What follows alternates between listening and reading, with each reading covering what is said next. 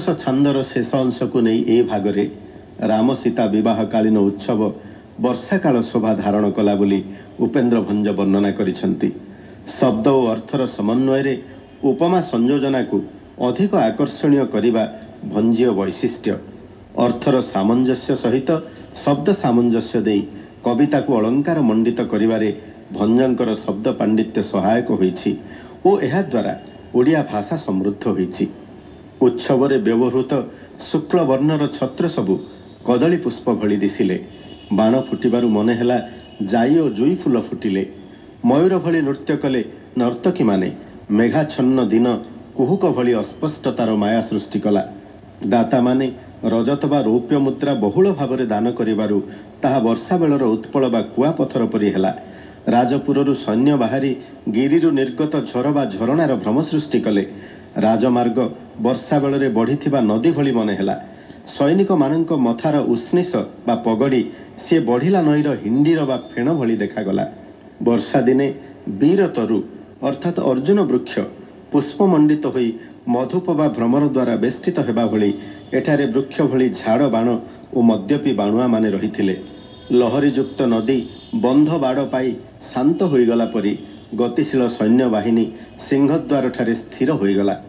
ବିଦେଶୀମାନେ ତରିବା ନୌକାରୁ ଓହ୍ଲାଇ ନିଜ ସଦନ ବା ଗୃହକୁ ଗଲା ଭଳି ବରଯାତ୍ରୀମାନେ ସବାରି ଓ ଯାନ ତେଜି ବହନ ବା ଶୀଘ୍ର ଜନକଙ୍କର ସଦନ ଉଦ୍ଦେଶ୍ୟରେ ଗମନ କଲେ ବୋଲି ଭଞ୍ଜ ଉତ୍ପ୍ରେକ୍ଷା କଲେ।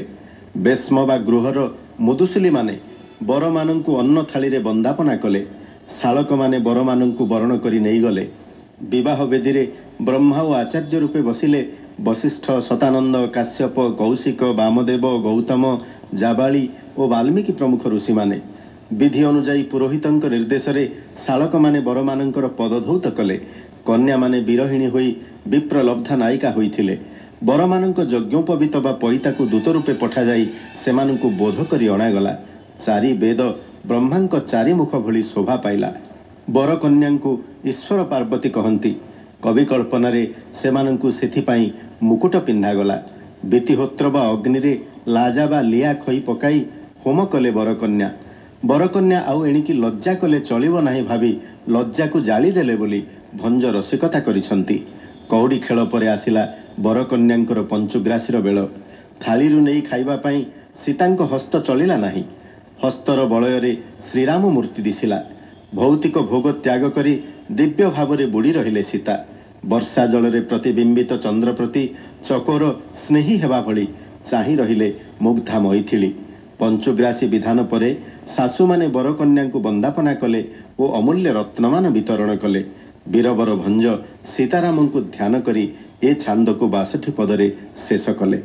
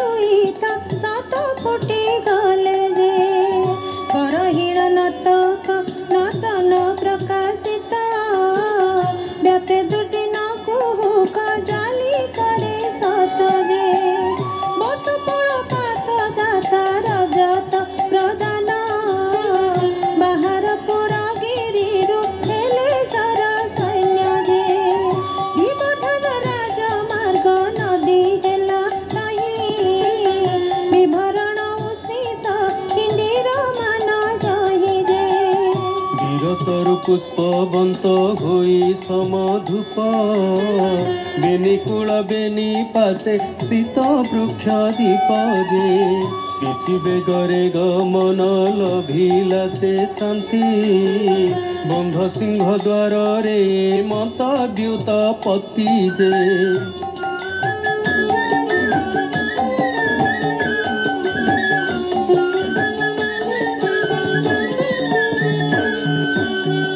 বিদেশে পান্থ প্রধান জন তরি জান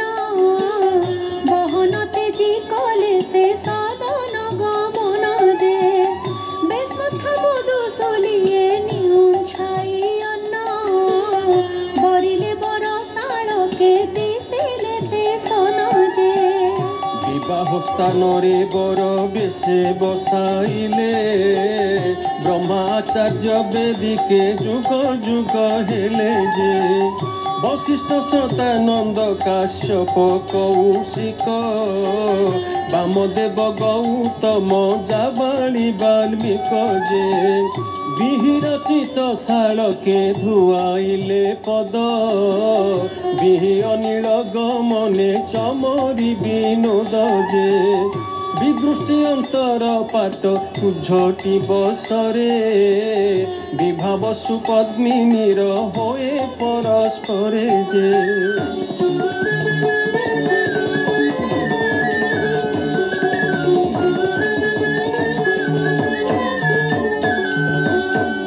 বরগিলে সুযোগ্য পবিত দুতি তাহি বিপ্রলব্ধ হইছিলে আনিলে বোধায় যে মাছ কল্প দ্রুম পাশে কামধেনু মিলে বাম নেত্র দক্ষিণ করাই বসাইলে যে বসুন্ধরা প্রায় সে অঙ্গণ নব খণ্ডে বিভাবরে কি অম্বরে তারা পন্থী রুণ্ডে যে বৃক্ষস্তম্ভে রাজে ফলবন্ত হই সেহি বান্ধব কুমুদর কি প্রভা সুধা বহি যে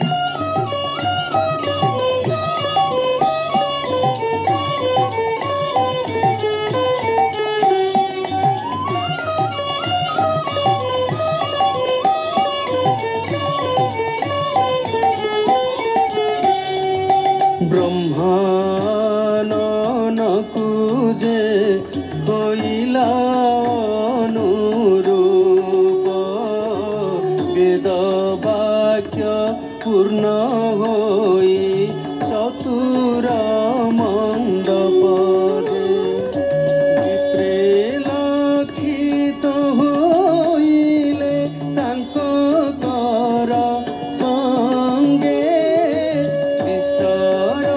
তাম্র সুপাত্রে ধ্রুবশ্রুচ যোগে যে বর কন্যাଙ୍କୁ বলন্তি ঈশ্বর পার্বতী বান্ধিলে সে মুকুট করিকি ଏହି পতি যে অধিক পুণয়ে গোত্র বংশ বরখ্যাত বিশীর্ণ ভীতি হয়ে কামর উদিত যে কৈশারে সুর ভরব উপজিতা থিব পড়ান করুণালোক শুনি পড়াইব যে বীতি পুত্রে লজা হোম করুল চাবড়ি বড়িরে বিচার কাহি হইব সম্ভাଳି